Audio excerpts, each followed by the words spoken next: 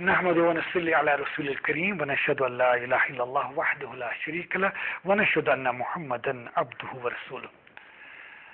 Assalamu alaikum wa rahmatullahi wa barakatuh. Today we shall try to read and then try to understand the underlying message from verse number 103, verse number 103 to 112 from Al-Baqarah. أعوذ بالله من الشيطان الرجيم. بسم الله الرحمن الرحيم. يا أيها الذين آمنوا, O people who have attained to faith, لا تقولوا رَاعِنَا, don't you say رَاعِنَا, وَقُولُوا انظُرْنَا, but use a better word, انظُرْنَا, وَاسْمَعُوا, and listen properly. وَلِلْكَافِرِينَ عَذَابٌ أَلِيمٌ, and for the infidels there is a grievous punishment. مَا يَوَدُّ الَّذِينَ كَفَرُوا, the infidels or the pagans never wish, min ahl al-kitab, whether from amongst the people of the book, وَلَا الْمُشْرِكِينَ, nor amongst those who associate partners with Allah, أَن يُنَزِّلَ عَلَيْكُمْ, that there should come upon you, O Muslims, min خَيْرٍ مِّن رَبِّكُمْ, something good from your Lord.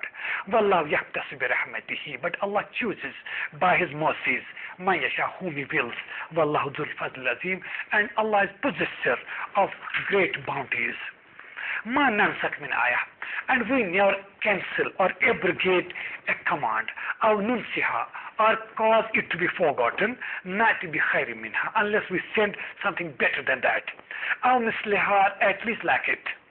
ألم تعلم, don't you know, أن الله, verily it is Allah, على كل شيء قدير, who has power over everything. ألم تعلم, don't you know, أن الله, verily Allah it is, له ملك السماوات والأرض, to Him belongs the dominion or kingdom of heavens and earth. وما لكم من دون الله, and there can be none against Him, against Allah, min wali wala nasir, for you any friend or any helper. أم تريدون, O Muslims, do you intend or do you want أن تسألوا رسولكم, to ask messenger, that your messenger, that's Muhammad, peace be upon him, questions, كما سئل موسى من قبل, as Musa was questioned before, ومن يتبدل الكفر بالإيمان, whosoever exchanges or barters disbelief with faith, فقد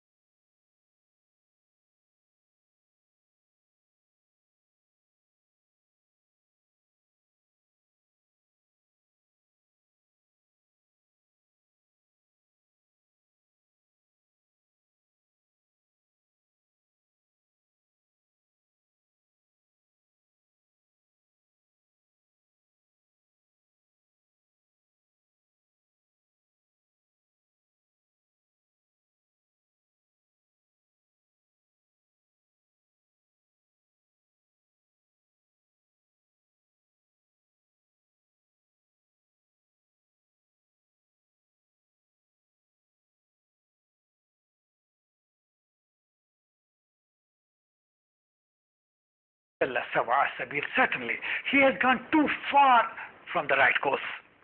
وَدَّ كَثِيرٌ مِنْ أَهْلِ الْكِتَابِ Most of the people, amongst the people of the book, لَوْ يَرُدُّونَكُمْ they wish لَوْ يَرُدُّونَكُمْ to turn you away مِنْ بَعْدِ إِيمَانِكُمْ from your faith, kufara, to disbelief.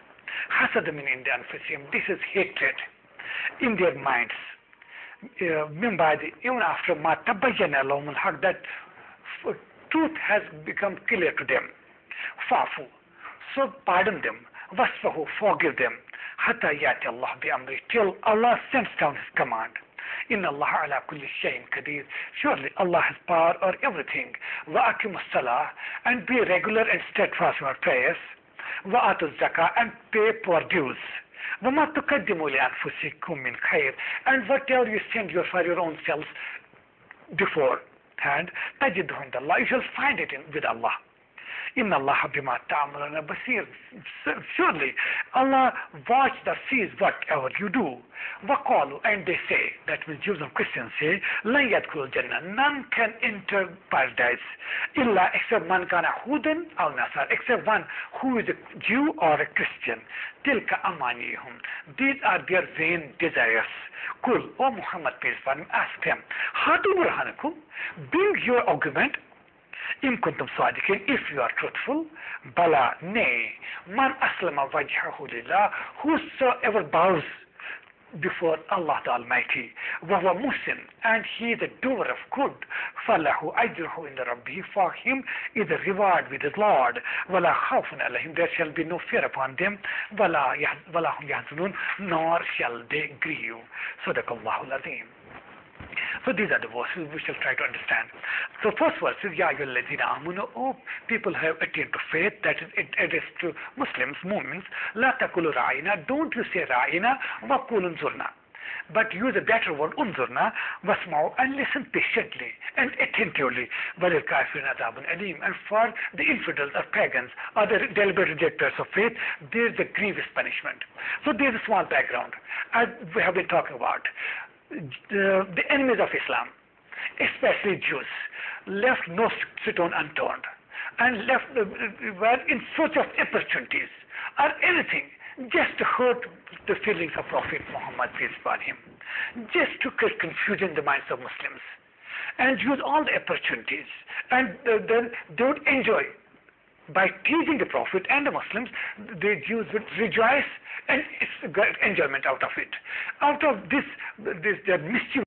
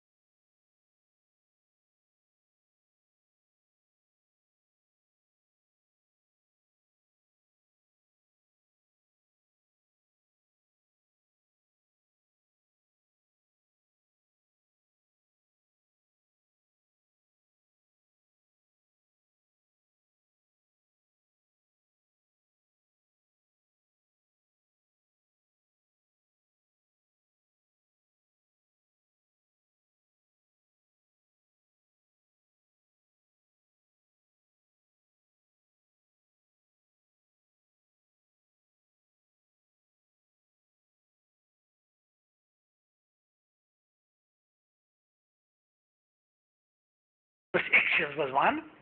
That means once sometimes they used to participate in the gatherings where Muslims would gather around Prophet Muhammad peace upon him, and Prophet peace upon him, out of his mercy and grace, would give them certain admonitions, certain teachings to teach them.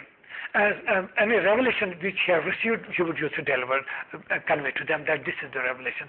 And while listening, Muslims or people among the audience sometimes didn't have enough intelligence to understand it in the first instance. They would sometimes ask, "Oh Muhammad, Ra'ina, please look at us, please explain it again. We didn't get it well." Imagine, these Jews resorted to such kinds of mischievous actions that they will also participate in such gatherings. And when Prophet would deliver a sermon, peace upon him, and they will also come up, "Oh Muhammad, Ra'ina."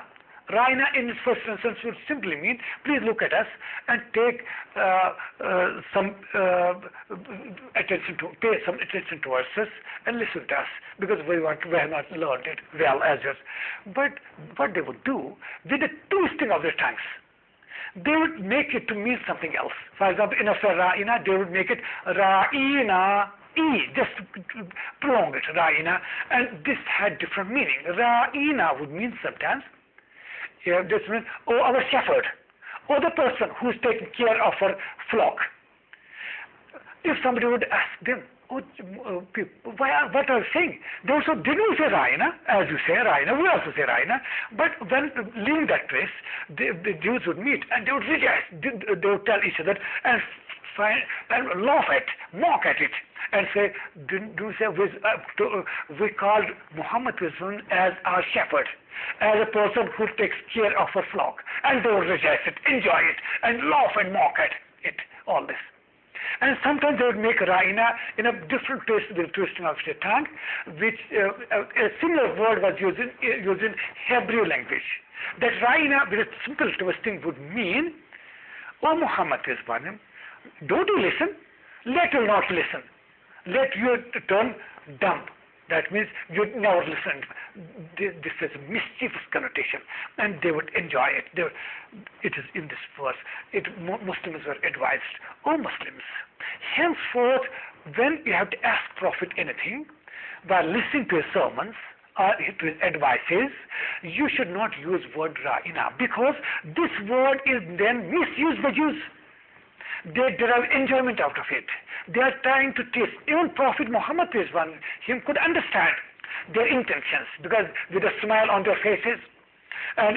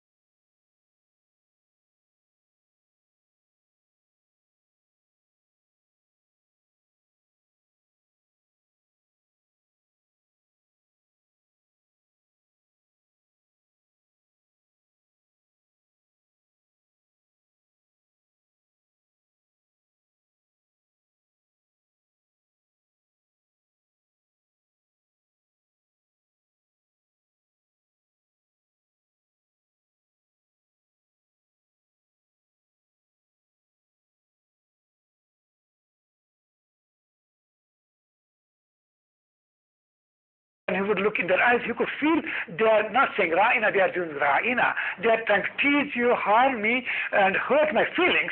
But he would, out of his mercy, out of his graciousness, he would not rebuke them.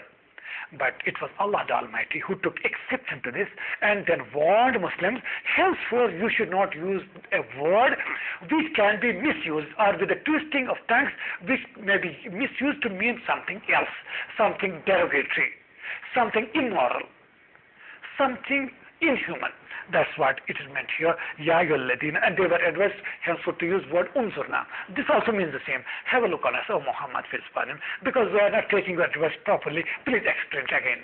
Unzurna, it could not be twisted with the tongues to mean anything else.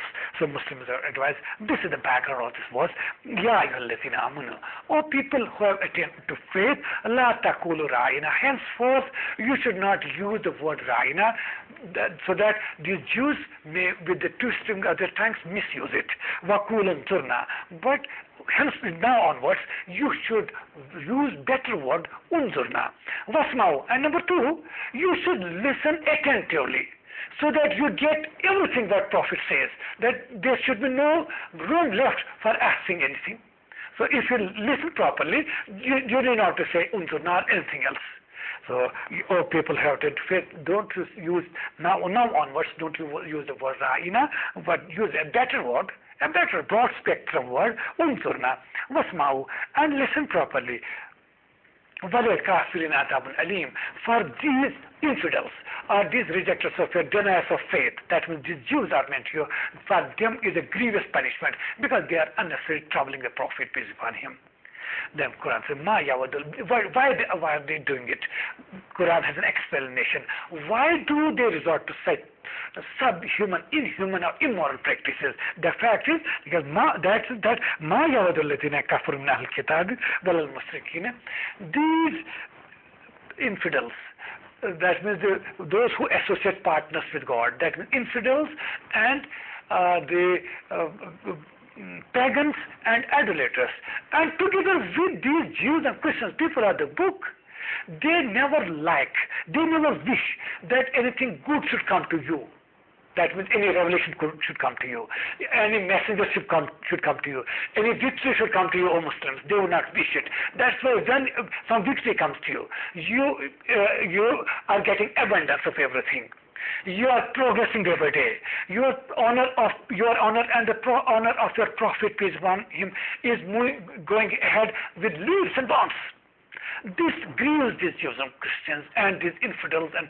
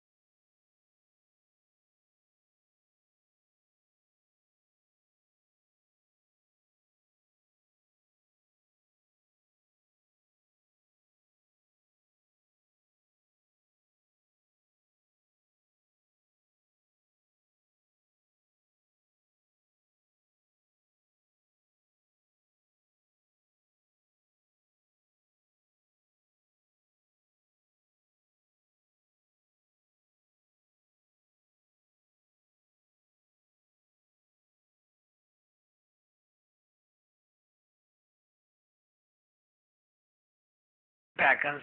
That's why, out of jealousy, out of hatred, out of envy, they are resorting to these immoral practices. That's the reason for this. Ma yawadul ladina kafaru. These people who are pagans, who are infidels, never wish. Min ahlul kitab, whether they are amongst the people of the book, that means Jews, wal mushrikina, nor those who associate partners with Allah, they never wish an yunazila alaykum, that anything should come down to you, min khairim rabbikum, anything good, better, or victory, or revelation, or something progress should come to you from your Lord.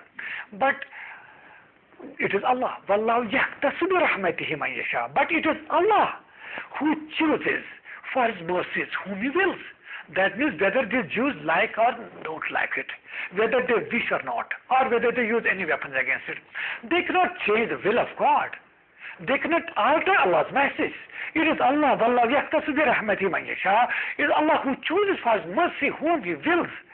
Wallahu dhul fazl azim, and Allah is possessor of great bounties. That's why He has chosen you, O Muslims, and that's why He has chosen you, O Muhammad, peace be upon him, for His favors, for His grace, for His mercies, and for His bounties. Even if it may be disliked by Jews or these pagans, still you are the chosen ones, you are the best of the people, O Muhammad, peace be upon him, you are the greatest one. That's why Allah is possessor of great bounties. He has chosen you for His bounties. So be not grieved by these immoral actions of these Jews, by which they want to harm you. Now this following verse, this is verse number 106. This verse which is like this: Ma nansak min ayatin. Allah the Almighty says that we don't cancel or we do not abrogate a verse or a command, not to be khairin minha, unless we send a better command than that, or at least like it. So this too has a background in the context. That since Prophet Muhammad, peace be upon him, proclaimed time and again, right from day one, that all people, listen well, be attentive to me. I am not the first prophet, and Quran is not the first book. In fact, Allah has sent prophets right from day one. That's from the time, from the day right from Adam's time. First prophet was Adam, followed by Noah, then Abraham, then Ishmael, then Isaac, then Jacob, then Joseph, then Moses, David, Solomon, and others, Job and Jonah, Zacharias, and John the Baptist, or Yahya, and then Jesus Christ. God be pleased with them all, and we have mercy of God be upon them all, because they are worthy great prophets. The Prophet Muhammad, peace be upon him, would say that Allah chose those messengers, those prophets,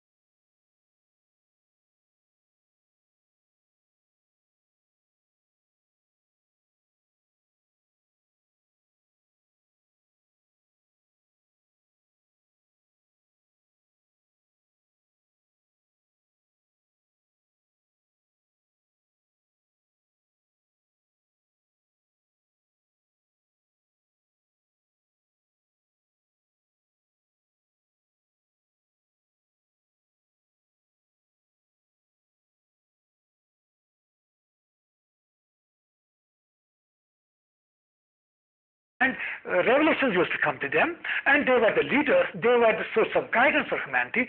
So am I. Now I have been sent as the last messenger.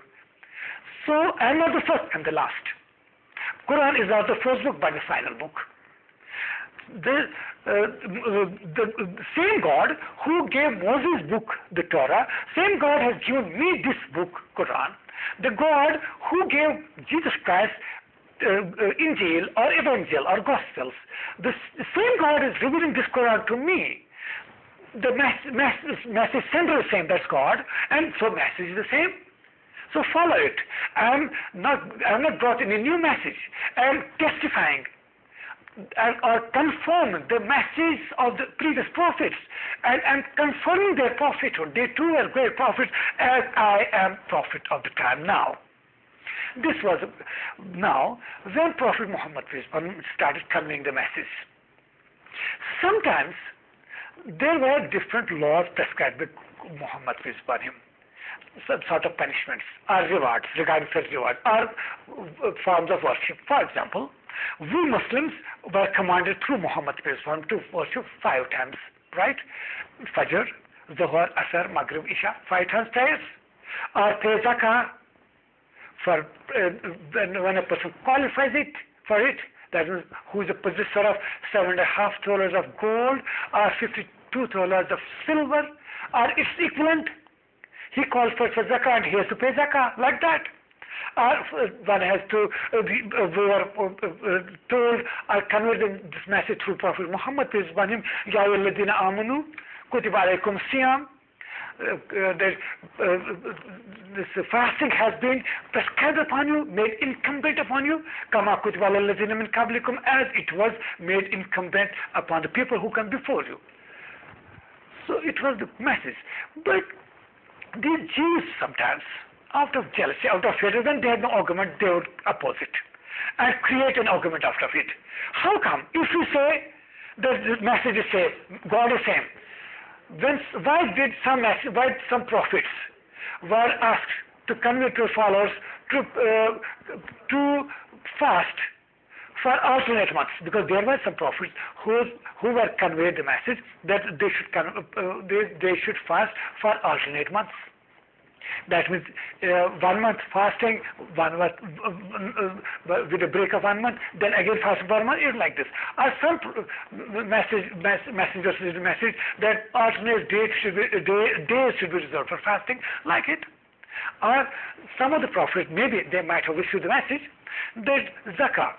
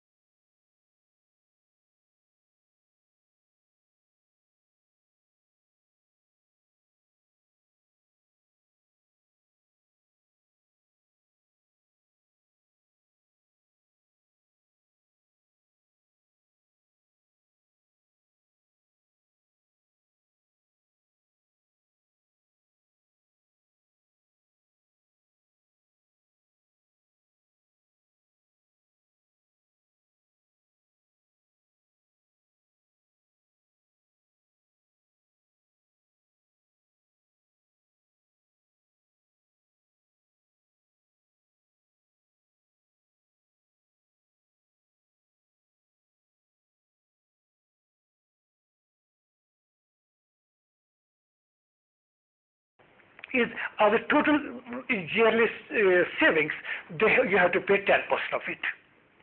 Or sometimes some prophets may be asked to their followers to spend 50% of their savings for betterment of the poor and needy people. Like that. They try to make an example out of it. And same way, Salah time. We have five, maybe some prophets and their followers used to pray mornings and evenings, and some were asked to pray 10 times. These Jews would create unnecessary confusion out of it, with no argument, but unnecessarily try to trouble the Prophet peace be upon him and Muslim create confusions in Muslim minds by saying, how is it if your Prophet Muhammad says peace be upon him, we are all same messengers, God is one and message sender is same and message same, why this difference? Why God gave one message and made certain things lawful to you while declaring them unlawful to Jewish community or to Jacob and others? This is in response to that. Quran says, "Ma nansakh min ayatin." We don't abrogate or cancel a command. Our nunsia or cause it to be forgotten, not to be khayri minha, unless we send a better command. Because it is we. Nobody can change our law, but we can modify it from time to time. What is the problem with you? You cannot interfere in divine wisdom. It is my wisdom. It is based on my knowledge. That the law I sent to one prophet, I give one law, of course with certain modifications I make the law better for him, because there was evolution in human society. Now has come the time of Muhammad peace be upon him, who is last and the final messengers. Now there will be no change, but the laws will be final for all times to come. So it is our prerogative. You cannot interfere in it. We never abrogate a command or a verse or a message or cause it to be forgotten, not to be khayri minha, unless we send a command which is better than that, or misliha, or at least which is like it. Alam ta'alam, don't you know, O Jews of Christians, O enemies of Islam, don't you know, Anna Allah ala kulli shay'in qadir, that verily Allah has power over everything. He has power, He can do and undo things. Nobody can change His law. He can make His laws convenient and easier or suitable for any community as He will, which is based on His wisdom and knowledge. Alam ta'alam, that Quran emphasizes again, Alam ta'alam, don't you know, Anna Allah lahu mulku samawati wal ard, to Allah belongs the dominion of heavens and earth. وَمَا لَكُم مِّن دُونِ اللَّهِ مِن وَلِيٍّ وَلَا نَصِيرٍ. There cannot be anybody for you against Allah, either your helper or protector, or any protector or helper.